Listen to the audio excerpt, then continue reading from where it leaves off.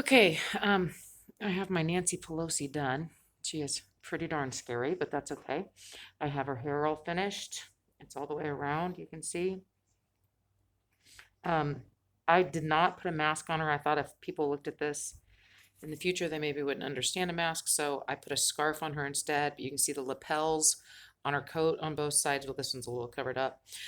She looks almost like she has a mustache, but those are like wrinkles on her lips. Legit, she has some wrinkles above her lips. So, um, this is what I was working from. This is what I came up with. Is it funny? Yes. Is it perfect? No. It's a caricature. It's okay. So what we have to do now, if you could feel this, it is super heavy. It's absolutely solid. This by far is the scariest part of this project. But in order to hollow it out, we have to use a wire cutter right here, and I want you to go straight down the middle. Now, if your neck is really, really thin, I've had kids ruin these before by getting their neck too thin and then kind of missing the center of the neck. So you want to bring this, cut it right in half, and try and bring it down so that it's going through the center of the neck as well as the center of the shoulder. So I'm going to lean this back here so that you can see how I pull it all the way through. Her hair's kind of tearing there. There's going to be some damage to this, but hopefully we'll be able to repair it. So anyway, now I got to wiggle that apart. Now I have two pieces of her. This is also something that happens. Sometimes kids will lay this face down and then pretty soon you have a smashed nose.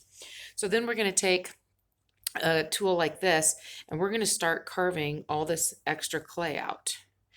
And I've had kids cut clear through their face and then they have a hole in their face. That's not good either.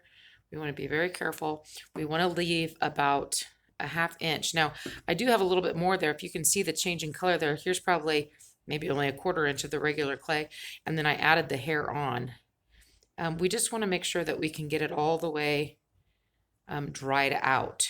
So as I'm carving out my face, I need to be careful.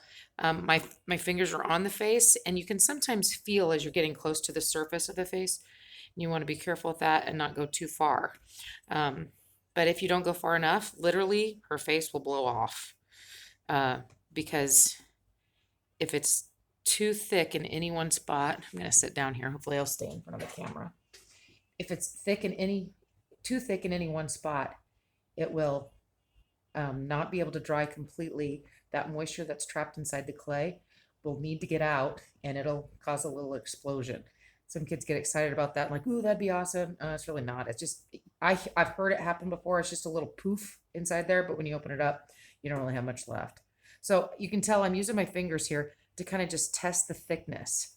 I want to feel how thick that is. I would say it's still too thick between her chin and right here. So I'm going to dig down a little bit more in that area because, of course, her chin juts out, but I don't want to get into her nose area either too much.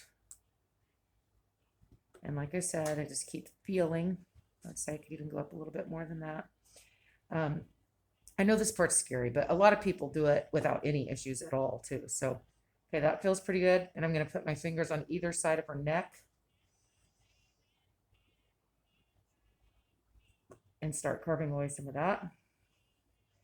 And then if you really want to know where you're going with this, you can literally just draw yourself some lines and know that all this has to come out. Okay, I'm gonna pause this. I hope I don't know if I can pause this on this camera or not. Not sure.